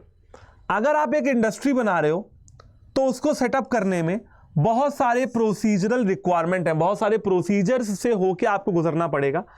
ई बिजनेस को स्टार्ट करना रिलेटिवली थोड़ा इजी है, ठीक है। इंटरनेट का जो फायदा है वो स्मॉल बिजनेस को और बिग बिजनेस दोनों को एक तरीके से फायदा पहुंचाता है। Internet is responsible for the popularity of two phrases, networked individuals and firms are more efficient than net worth individual. क्या लिखा हुआ है, देखिए इंटरनेट जो है उसने लोगों की एक सोच बदली। पहले लोगों को लगता था कि बिजनेस करने का एकमात्र तरीका यह है कि बहुत ढेर सारा पैसा कहीं से मेरे पास आ जाए, प्रकट हो जाए और मैं बिजनेस कर लूं। इंटरनेट ने लोगों की ये सोच बदली और इन्होंने बोला कि नेटवर्क्ड इंडिविजुअल, जिनका नेटवर्क अच्छा है वो नेटवर्थ से भी अच्छा है। वर्थ यानी कि पैसा, नेटवर्थ, नेटवर्थ से अच्छा है नेटवर्क। समझ रहे हो? संबंध, रिलेशंस और लोगों से पैसे से ज्यादा महत्व है, इंपॉर्टेंट है। This means that even if you do not have much of the investment but have contacts you can do fabulous business. क्या लिखा हुआ है? इसका मतलब यह है कि अगर आपके पास ज्यादा पैसा नहीं भी है, ज्यादा इन्वेस्टमेंट नहीं भी है, लेकिन आपके पास कॉन्टैक्ट्स हैं, नेटवर्क्स हैं, तो आप एक फैबुलस बिजनेस कर सकते हो, बढ़िया बिजनेस खड़ा कर सकते हो। ठीक है? Imagine a restaurant that does not have any requirement of a physical space. Yes, you may have an online menu representing the best of the cuisines from the best of the restaurant the world over that you have networked with. The customer visit your website, decides the menu, place the order and that in turn is routed to the restaurant. क्या लिखा हुआ है? Imagine करिए एक ऐसे restaurant को जिसकी कोई फिजिकल स्पेस नहीं है, और ऐसा होता है, क्लाउड किचन बोलते हैं बेटा आजकल इसको हम लोग क्या बोलते हैं? Cloud kitchen. लोग अपने घरों में खाना बना रहे हैं और डब्बों में सामान भर भर के पैक करके भेज रहे हैं। लोग अपने घर में खाना बना रहे हैं, डब्बों में पैक कर रहे हैं और बेच रहे हैं। कोई रेस्टोरेंट नहीं है जहां से आप मंगा रहे हो, लोग घर में बना रहे हैं खाना। ठीक है? और आपके पास ऑनलाइन मेन्यू है, best of the best cuisines है दुनिया भर से। ठीक है? और आपका जो कंज्यूमर है वो आपकी वेबसाइट पे पहुंचता है, मेन्यू देखता है, ऑर्डर प्लेस करता है। ठीक है ना? फिर वो ऑर्डर रेस्टोरेंट के पास जाता है और वो ऑर्डर उसकी लोकेशन पे डिलीवर हो जाता है। The food is delivered and the payment collected by the restaurant staff and the amount due to you is client solicited through an electronic. हाँ, सिंपल है भैया कि फिर फूड जो है डिलीवर होता है, पेमेंट कलेक्ट कर लेता है जो रेस्टोरेंट का स्टाफ है या जो डिलीवरी लेने जा रहा है, या यूपीआई पेमेंट भी कर सकता है, इंटरनेट के माध्यम से भी पेमेंट कर सकता है। सिंपल सी बात है भैया कि ई बिजनेस को खोलना और ई बिजनेस को चलाना दोनों ही आसान काम है। दूसरा पॉइंट है बच्चों कन्वीनियंस। देखिए इंटरनेट पे कन्वीनियंस है बेटा कि आप 24 घंटे 7 दिन 365 दिनों में, ठीक है, हर दिन आप शॉपिंग वगैरह कर सकते हो। 24 घंटे 7 दिन हर वीक में 365 दिन एक साल में आप बिजनेस कर सकते हो। ठीक है? और रीता और रेखा 2 लड़कियां हैं जो शॉपिंग फ्रीक्स हैं, शॉपिंग करना पसंद है। ये रात के आधे रात में भी जाके सामान ऑर्डर कर सकती हैं। ठीक है? इस तरीके की फ्लेक्सिबिलिटी ट्रेडिशनल बिजनेस में नहीं है जो ऑनलाइन बिजनेस में है, कि मेरे को रात में 12 बजे सामान खरीदने का मन है, मैं खरीद सकता हूं। ठीक? तो हाँ, ई बिजनेस एक ऐसा बिजनेस है जिससे इलेक्ट्रॉनिकली आप हर चीज को हर समय कहीं से भी you can access anything anywhere any time. हर चीज को हर समय कहीं पे भी खड़े होके आप एक्सेस कर सकते हो। Point number 3 that is speed. That is speed कि बेटा इंटरनेट के माध्यम से जो बाइंग एंड सेलिंग है वो बहुत स्पीडली होने लगी है on the click of your mouse. ये आपका माउस है ना, तो इसके ये क्लिक ऑफ द माउस, ये बेटा एक फ्रेज है ना, ये है ना माउस। तो माउस के क्लिक का मतलब ये है कि भैया मिनटों में, चुटकियों में, मतलब कितना आसान होता है एक माउस से क्लिक करना, तो उतना ही आसान है शॉपिंग करना, ऐसा बोला जा रहा है। As already noted, much of the buying और selling involves exchange of information that internet allows as a click of the mouse. ठीक है? पहले ही बताया गया कि भैया बाइंग और सेलिंग करना बहुत ईजी है माउस के ऊपर क्लिक करने से। This benefit becomes all the more attractive in the case of information intensive product, okay, such as software, movies, music. हाँ, ये क्या कह रहे हैं कि ऐसे प्रोडक्ट जहां पे इंफॉर्मेशन के साथ वो प्रोडक्ट आते हैं, जैसे कि कोई सॉफ्टवेयर है, कोई मूवी है, कोई म्यूजिक है, बुक्स हैं, जर्नल्स हैं, जिनकी ऑनलाइन डिलीवरी की जा सकती है। ठीक है? जिनकी ऑनलाइन डिलीवरी की जा सकती है ना? ओके, समझ गए बच्चों आप लोग? तो वही चीज यहां बताई गई कि आप कभी भी किसी भी समय सामान खरीद सकते हो। Cycle time, that is the time taken to complete a cycle from the origin of demand to its fulfilment is reduced. क्या कह रहे हैं कि भैया सामान ऑर्डर होने से लेकर सामान कंज्यूमर के घर पहुंचने तक जो समय होता था वो अब कम से कम होता जा रहा है। अब ब्लिंकिट, ज़ेप्टो, ग्रोफर्स जैसी वेबसाइट्स कह रही हैं कि 10 मिनट में आप सामान बोलो, 10 मिनट में आपके घर पहुंचेगा। वो पहुंच भी रहा है। ब्लिंकिट से आप सामान मंगाइए, जेप्टो से मंगाइए, ग्रोफर से मंगाइए, 10 मिनट क्या, मैं तो कहूँगा 7-8 मिनट में सामान पहुंच जा रहा है। हर गली मोहल्ले में ब्लिंकिट और जेप्टो के वो खुल गए, स्टोर खुल गए, तुरंत सामान पहुंचेगा आपके घर तक। ठीक है, तो जो साइकिल टाइम है वो कम से कम होता जा रहा है, यानी कि स्पीड जो है वो बढ़ती जा रही है। ग्लोबल रीच या एक्सेस, सॉरी, ग्लोबल रीच का क्या मतलब है कि भैया अब आप घर बैठे हर तरीके का सामान मंगा सकते हो, इंटरनेट की कोई बाउंड्री नहीं है। ठीक है, एक हाथ में जो सेलर है उसके पास एक्सेस ये है कि वो ग्लोबल मार्केट को एक्सप्लोर कर सकता है, और दूसरे हाथ में बायर के पास ये फ्रीडम है कि वो प्रोडक्ट को चूज कर सकते हैं दुनिया में कहीं से भी। तो इंटरनेट और ग्लोबलाइजेशन ने मिलकर इसको पॉसिबल बनाया है कि किसी भी जगह पे बैठ के आप कहीं का भी सामान खरीद सकते हैं। Movement towards a paperless society, papers की जरूरत खत्म, ऑनलाइन मंगाओ, लाके देगा, घर पे रखो। ठीक है, तो use of internet considerably reduce dependence on paper work and the attendant red tape. ठीक है, जो मतलब रेड टेप मतलब जो पुरानी रूढ़िवादी तरीका था बिजनेस करने का, वो अब खत्म हो चुका है। ठीक है, यू नो दैट मारुति उद्योग does bulk of its sourcing of supplies of materials and components in a paperless fashion. Maruti उद्योग बहुत सारे रॉ मटेरियल्स को सप्लाई करता है पेपरलेस फैशन में। गवर्नमेंट डिपार्टमेंट और रेगुलेटरी अथॉरिटीज भी अब इंक्रीजिंगली पेपर वर्क को खत्म कर रही हैं और ऑनलाइन जा रही हैं। मतलब सरकारी कार्यालय वगैरह भी जो है वो भी इसी डायरेक्शन में आगे बढ़ रहे हैं। जैसे बेटा आज की डेट में आप अपना इनकम टैक्स भर सकते हो, ऑनलाइन भर सकते हो। आज की डेट में आप अपना मतलब आईटी इनकम टैक्स भरना है, ऑनलाइन भरो। आज की डेट में आपको अगर एफआईआर करना है तो ऑनलाइन एफआईआर हो जाएगी। ठीक है, सिंपल है। हाँ, एक बात और कि बेटा इन सब चीजों के लिए एक कानून भी है, information technology act 2000 are quite noteworthy कानून है। तो सर ई बिजनेस के सिर्फ फायदे तो हो नहीं सकते हैं, ई बिजनेस के अपने कुछ नुकसान भी हैं। तो जी हाँ, नुकसान है। तो बेटा पहले नुकसानों को हम लोग टिक कर लेते हैं। क्या क्या नुकसान है जरा एक बार देखते हैं। देखिए, लिमिटेशंस ऑफ ई बिजनेस में पहला लिमिटेशन है लो पर्सनल टच। भैया ई बिजनेस में पर्सनल टच नहीं होता है। Incongruence between order taking and order fulfilment, need for technology capability. ठीक है, और देख लेते हैं भाई क्या क्या है। Increased risk due to non traceability of parties, peoples resistant ethical fallouts, ये दुनिया भर की चीजें अभी मैं आपको समझाऊंगा। और देख लेते हैं, डिफरेंस तो हमारा क्लैरिटी में ही है। ठीक है, ऑनलाइन ट्रांजैक्शंस के बारे में बात करेंगे। ओके हम लोग और रजिस्टर, अच्छा ऑनलाइन ट्रांजैक्शन कैसे कैसे कर सकते हैं इसके बारे में बात होनी है। ठीक है जी, ओके रिसोर्सेज रिक्वायर्ड। ठीक है भाई, समझ गए कहानी क्या क्या बची है। बहुत सिंपल सी मैं आपको बात बताता हूँ, है ना।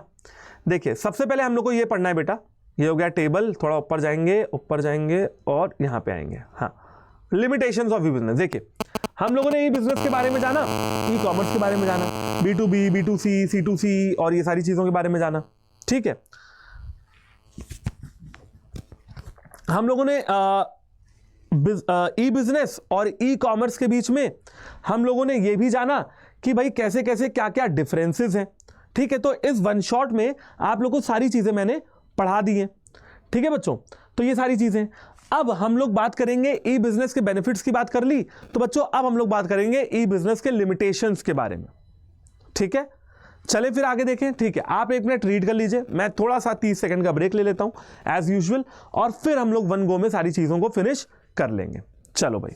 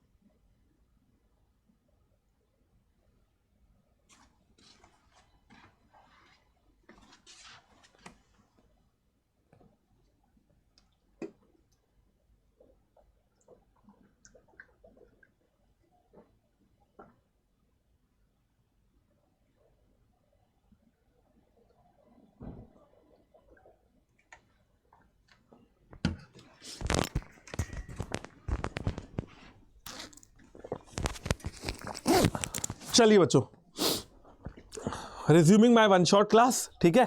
चलो तो फटाफट से पहुंच जाते हैं हम लोग लिमिटेशंस ऑफ ई बिजनेस में। देखो भैया क्या कहते हैं ये लोग एनसीईआरटी वाले, ई बिजनेस इतना भी गुलाबी नहीं है। E business is not all that rosy, ठीक है, is not all that rosy. Business वो भी इलेक्ट्रॉनिक मोड में करते हुए कुछ नुकसान भी हैं। चलिए उनके बारे में बात कर लेते हैं। सबसे पहला, जब बिजनेस को हम हाईटेक बनाने की कोशिश करते हैं, ठीक है, जब हमारा बिजनेस हाईटेक होता है तो उसमें इंटरपर्सनल इंटरेक्शन नहीं रह जाती है। इंटरपर्सनल इंटरेक्शन नहीं रह जाती है। To this extent it is relatively less suitable mode of business. तो बेटा ये इसी वजह से less suitable mode of business है, क्योंकि यहां पे पर्सनल टच की बहुत कमी है, जैसे कि गारमेंट, टॉयलेटरीज एटसेट्रा। समझ रहे हो आप मेरी बात?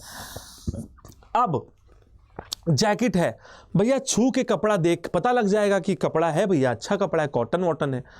ऑनलाइन खरीदेंगे तो नहीं पता लग पाएगा, कितना भी डिस्क्रिप्शन में लिखा हो 100% कॉटन, लेकिन छू के और देख के जो समझ में आएगा कपड़ा, वो ऑनलाइन शायद ना समझ में आए।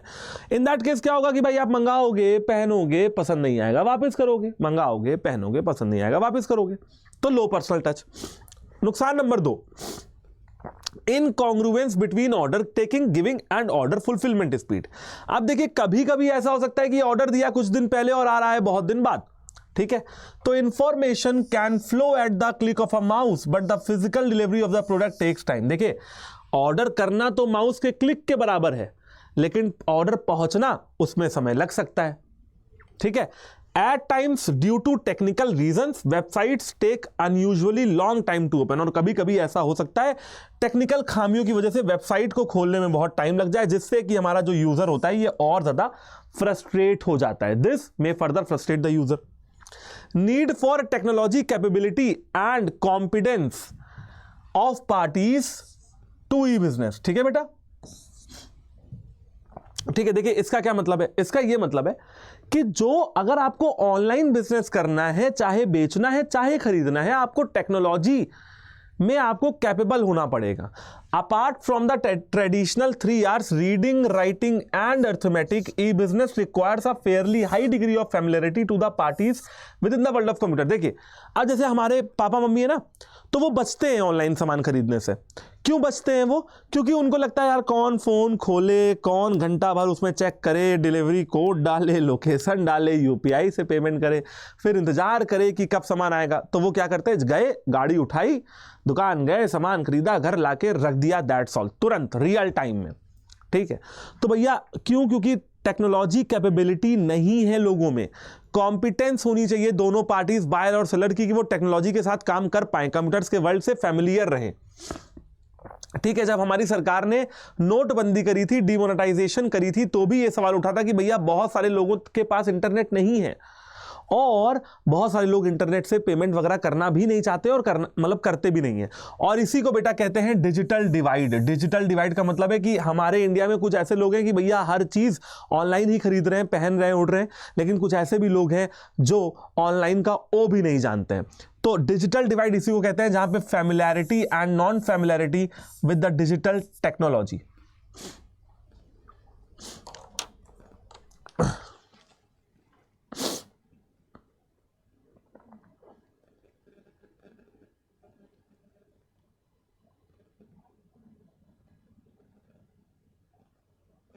ठीक है बेटा, चलिए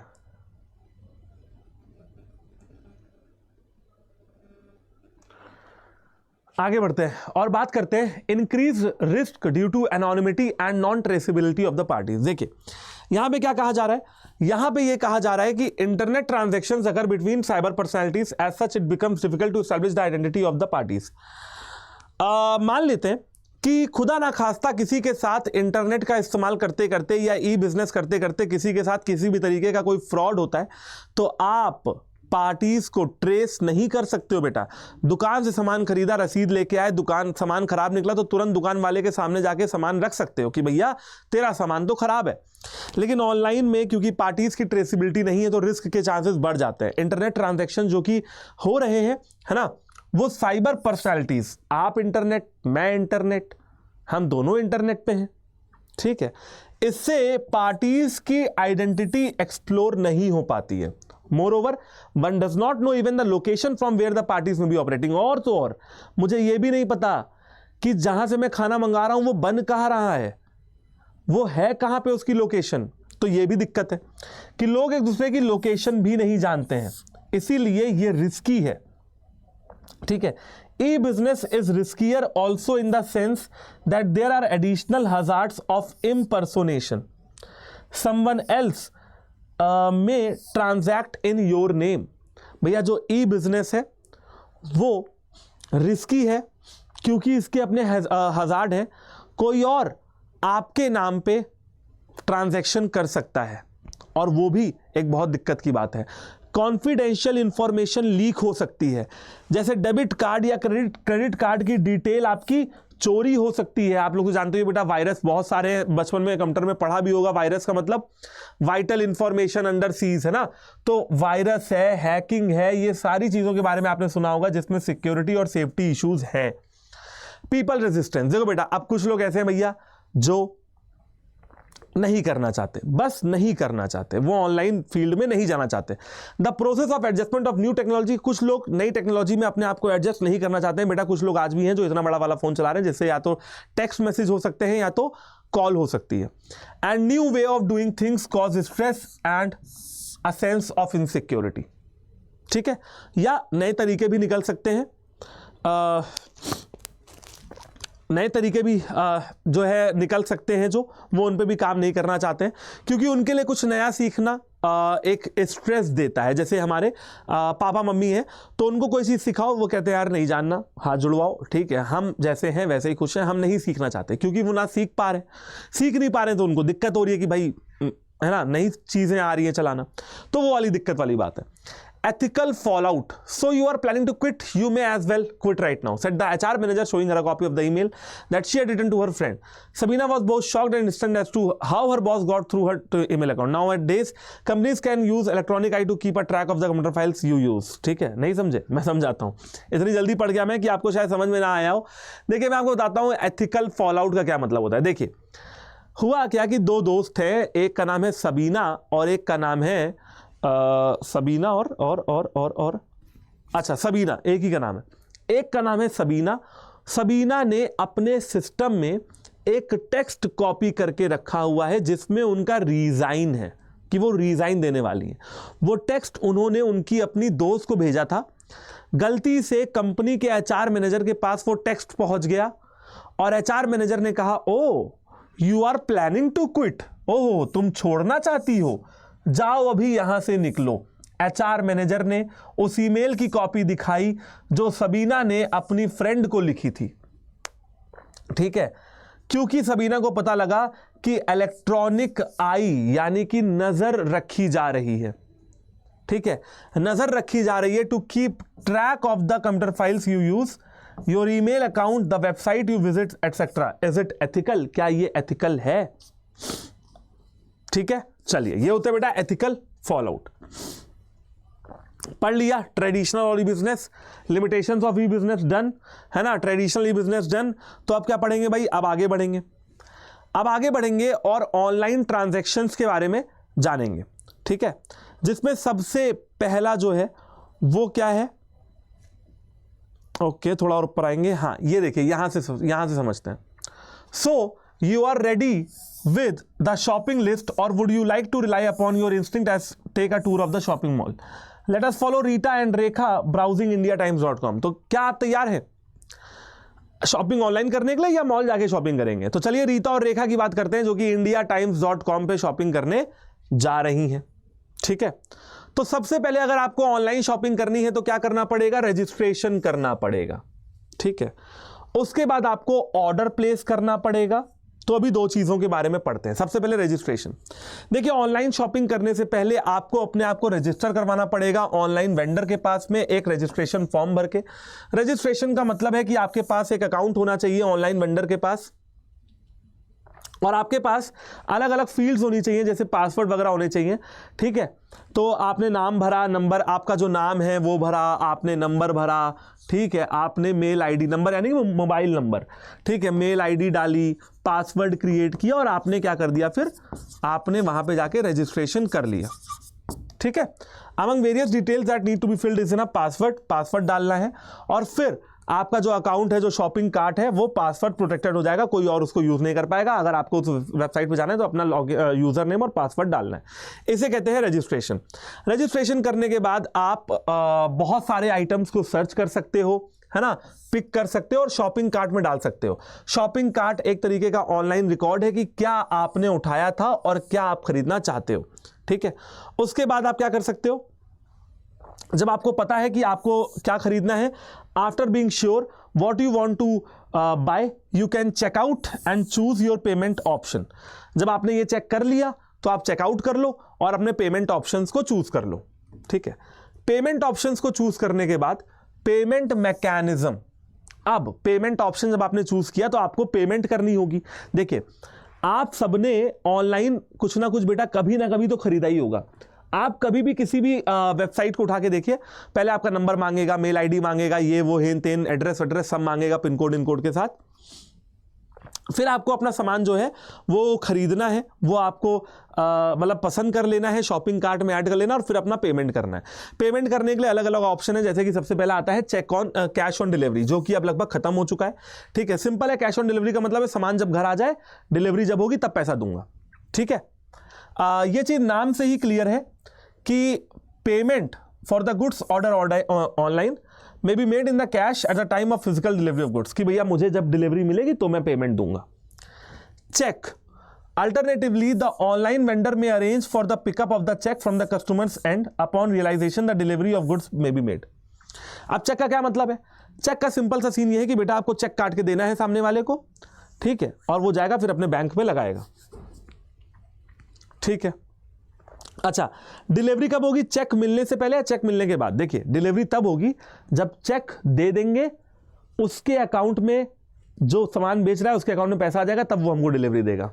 ठीक है, नेट बैंकिंग ट्रांसफर। तीसरा तरीका यह है कि आजकल के जो मॉडर्न बैंक्स हैं वो अपने कस्टमर को इलेक्ट्रॉनिक ट्रांसफर ऑफ मनी की फैसिलिटी दे रहे हैं, जिसको नेट बैंकिंग बोला जाता है। ठीक है ना, इमीडिएट पेमेंट आप कर सकते हो, जिसमें NEFT यानी कि नेशनल इलेक्ट्रॉनिक फंड ट्रांसफर, या RTGS यानी कि रियल टाइम ग्रॉस सेटलमेंट का इस्तेमाल आप कर सकते हो और पेमेंट कर सकते हो। इसमें एक और जोड़ लीजिए, UPI पेमेंट्स आजकल बड़े सक्सेसफुल हो रहे हैं।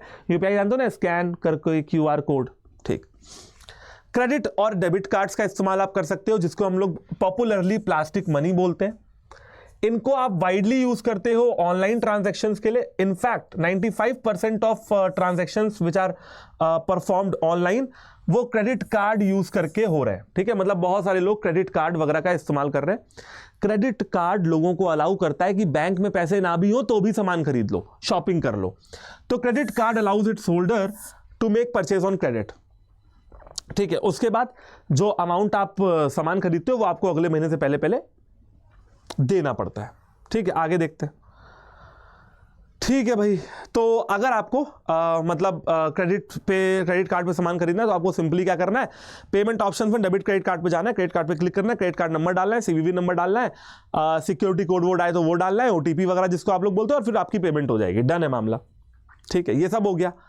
अब आते हैं डिजिटल कैश। भैया डिजिटल कैश तो वही है ना, वॉलेट। जैसे बेटा अमेजॉन का अपना वॉलेट है, वॉलेट समझते हैं, wallet, Paytm wallet, Amazon wallet, Myntra wallet, Flipkart wallet. ठीक है, ये एक तरीके की इलेक्ट्रॉनिक करेंसी है that exits only in a cyber space.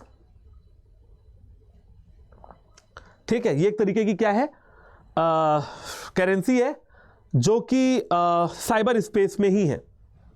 This type of currency has no real physical property but offers the ability to use real currency in an electronic format. इस तरीके की जो करेंसी होती है बेटा, ठीक है, ये इसका कोई फिजिकल रूप नहीं होता, ये वॉलेट में होती है, आप सामान खरीद के यहीं से यहीं पेमेंट कर सकते हो। ठीक है, तो फर्स्ट यू नीड टू पे अ बैंक, मतलब फर्स्ट यू नीड टू पे फ्रॉम अ बैंक। देखिए मेरे अमेजॉन का वॉलेट है, तो पहले मैंने अपने बैंक अकाउंट से वॉलेट में पैसा डाला और फिर जो शॉपिंग करूंगा वो वॉलेट से ही कटता चला जाएगा। ठीक है, ठीक है, जिसको हम लोग क्या कहते हैं, डिजिटल कैश कहते हैं। ओके, आगे देख लेते हैं क्या है भाई, security and safety of E transactions, E business risk के बारे में जानना है। Security and safety of E transactions, E business risk. ठीक है, तो भाई क्या क्या रिस्क हैं, ठीक है, तो क्या क्या रिस्क है, transaction risk, data storage, transmission risk, intellectual property rights risk, privacy risk.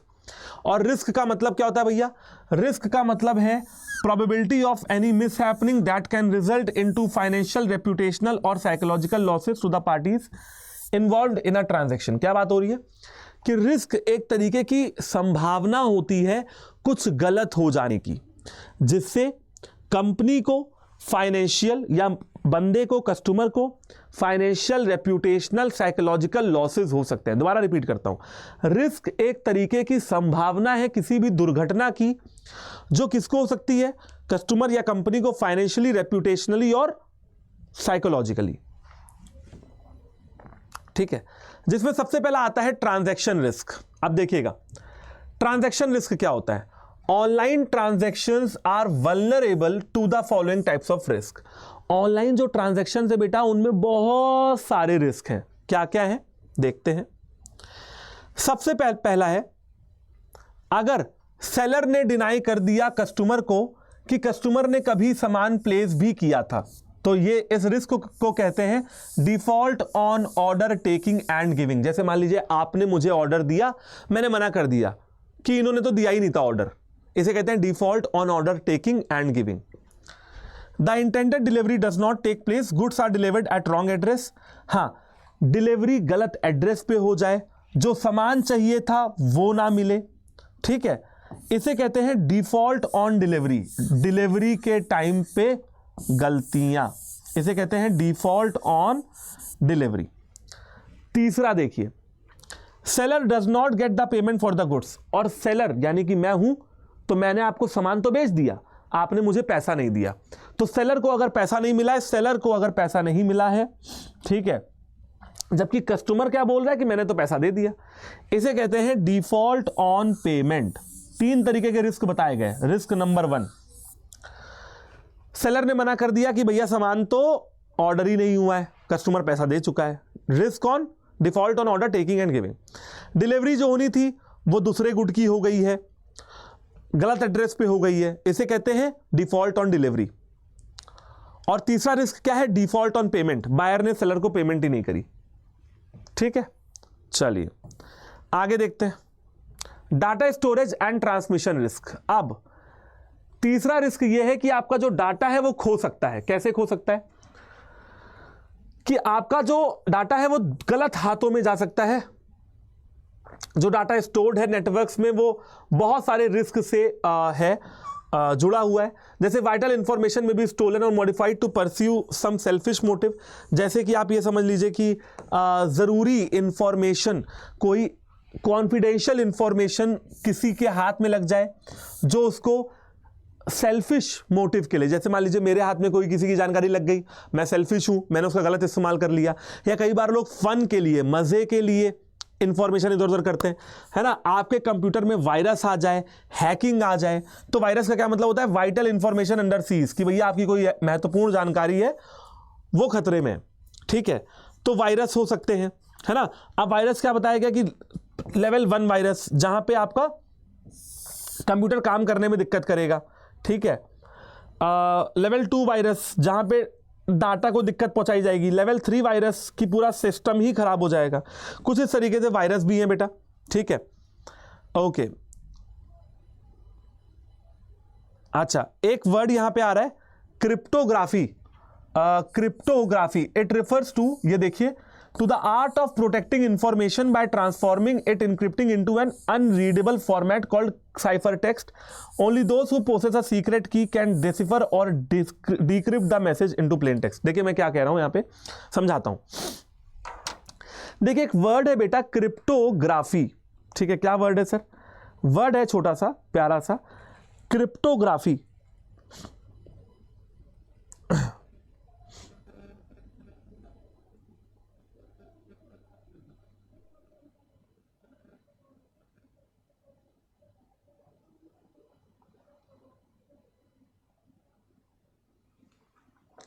ठीक है, चलिए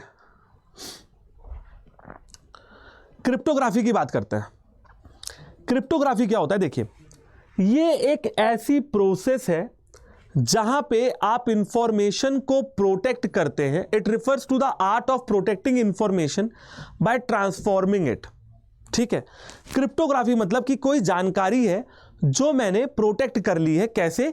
इनक्रिप्ट करके। मैंने जानकारी देनी थी, मैंने उसको इनक्रिप्ट कर लिया, इनक्रिप्ट किया और एक ऐसे अनरीडेबल फॉर्म में डाल दिया कि कोई उसको पढ़ ना पाए।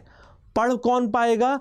जो जिसके पास सीक्रेट की होगी, जो मैसेज को डिक्रिप्ट कर पाएगा, जो मैसेज को क्या कर पाएगा? डिक्रिप्ट कर पाएगा। ठीक है, डन है मामला। चलिए, तो यहां तक कहानी हो गई। ठीक है, आगे देखते हैं। थर्ड है risk of threat to intellectual property and privacy.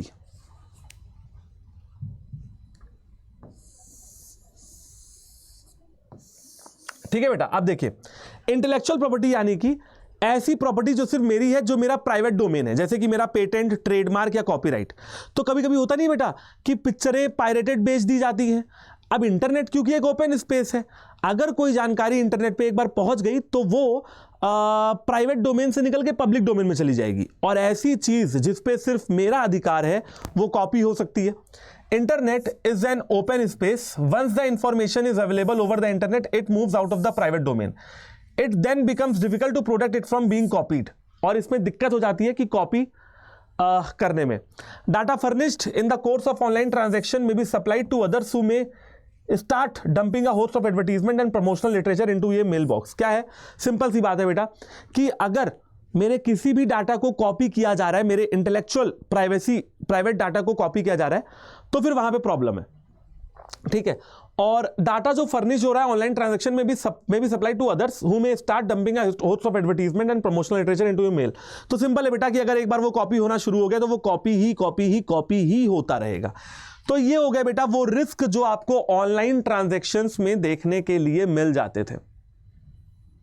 ठीक है, ये आपको ऑनलाइन ट्रांजैक्शंस में देखने के लिए मिल जाते थे। और हम लोग क्या पढ़ रहे थे? हम लोग security and safety of E transactions पढ़ रहे थे। ठीक है, चलिए, तो अब आते हैं बेटा कन्वेंशनल या distribution channel for movement of goods and services. देखिए, हम लोग पढ़ रहे हैं distribution channel gets shortened by e business. ठीक है, देखिए हुआ क्या कि कन्वेंशनल चैनल क्या था? कन्वेंशनल चैनल ये था कि मतलब चैनल ऑफ डिस्ट्रीब्यूशन समझ रहे हैं कि प्रोड्यूसर ने सामान बनाया, कंज्यूमर के दरवाजे तक पहुंचने तक क्या क्या काम है। देखिए, प्रोड्यूसर बेचेगा होलसेलर को, होलसेलर बेचेगा रिटेलर को, रिटेलर बेचेगा कंज्यूमर को। ये कन्वेंशनल था, पुराना तरीका था। नया तरीका क्या है? नया तरीका यह है कि प्रोड्यूसर डायरेक्टली बेच दे रिटेलर को, रिटेलर डायरेक्टली बेच दे कंज्यूमर को। यह है नया तरीका। और या तो जैसे होलसेलर को हटाया, रिटेलर को भी हटा दो, तो प्रोड्यूसर डायरेक्टली बेच ले भैया कंज्यूमर को। अगर आप बोट की वेबसाइट पे जाके बोट का सामान खरीदते हैं तो यही वाला काम होता है कि भैया प्रोड्यूसर ने डायरेक्टली कंज्यूमर को बेच दिया।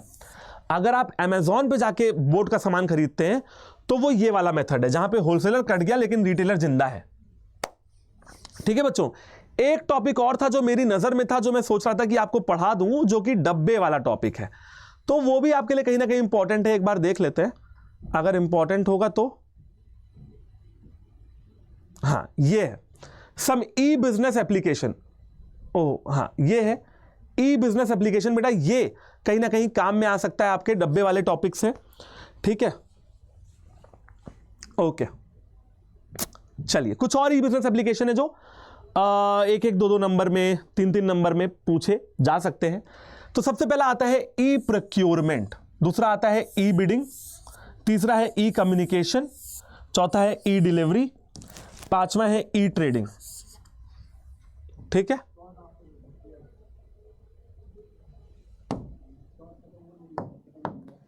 सबसे पहले आते हैं ई प्रोक्योरमेंट पे।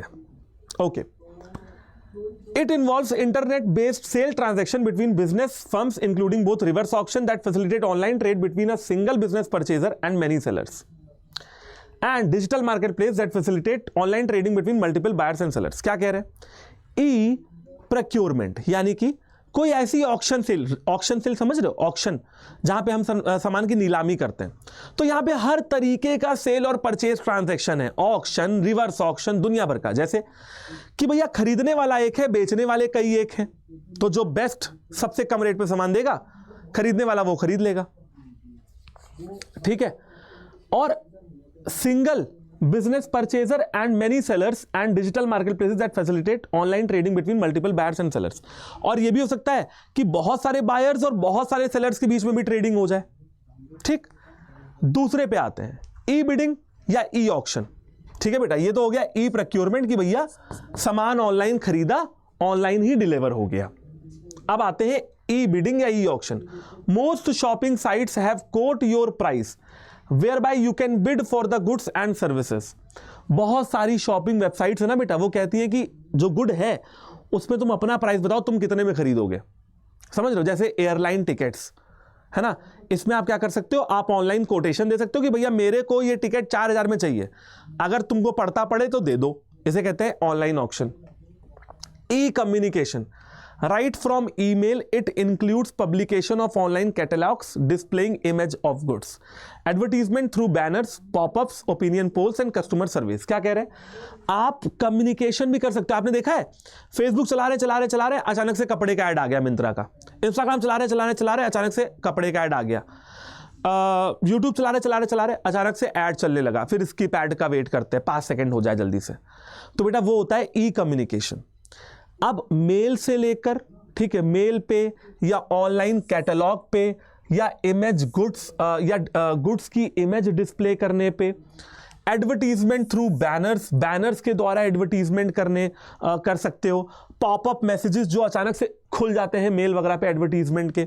ठीक है, ओपिनियन पोल्स, कस्टमर सर्विस, ये सब आप लोग कर सकते हो। और हाँ, मीटिंग और कॉन्फ्रेंसेस भी कर सकते हो भैया वीडियो कॉन्फ्रेंसिंग के माध्यम से। दूसरी चीज है ई डिलीवरी। आजकल पता है बेटा सॉफ्टवेयर भी कंप्यूटर का डिलीवरी ऑनलाइन हो जाएगी।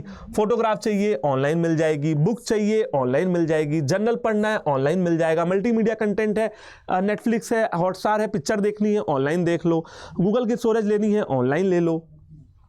ठीक है, e trading, it involve security trading that is online buying and selling of shares and other financial instrument. इसमें और भी सिक्योरिटी ट्रेडिंग है जिसमें buying and selling of shares आते हैं।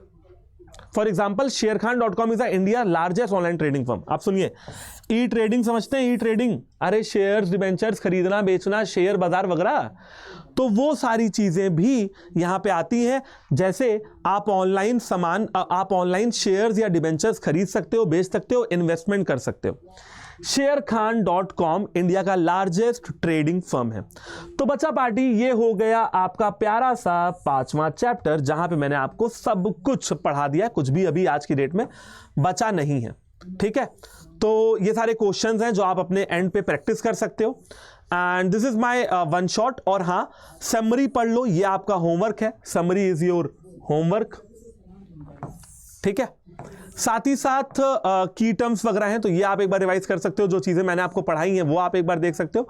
चलिए, तो thank you so much session को ज्वाइन करने के लिए, सेशन से जुड़ने के लिए। आप सभी बच्चों का बहुत बहुत धन्यवाद। 5वां, 6ठा या मेरे जितने भी वन शॉट हैं, जितने भी चैप्टर्स के हैं, वो आप लोग कवर करते रहिए, वो आप लोग देखते रहिए, बहुत इंपॉर्टेंट हो जाता है आप लोगों के लिए। एंड अपने पेपर की तैयारी सही तरीके से करते रहिए। और वन शॉट के नीचे कमेंट करके जरूर बता दीजिए कि ये वन शॉट आपको कैसे लग रहे हैं। प्लस ये जो एनसीईआरटी वाला आइडिया, ये आपको कैसा लग रहा है, आपके पेपर में कितना हेल्प हो पा रही है, और अगर आपको और भी वीडियो चाहिए क्लास 11 से रिलेटेड, कैसी वीडियो चाहिए कमेंट करके बताइए। साथ ही साथ इस सेशन को शेयर करना मत भूलना और चैनल को सब्सक्राइब करना मत भूलना। Thank you very much, all the very best and जय हिंद।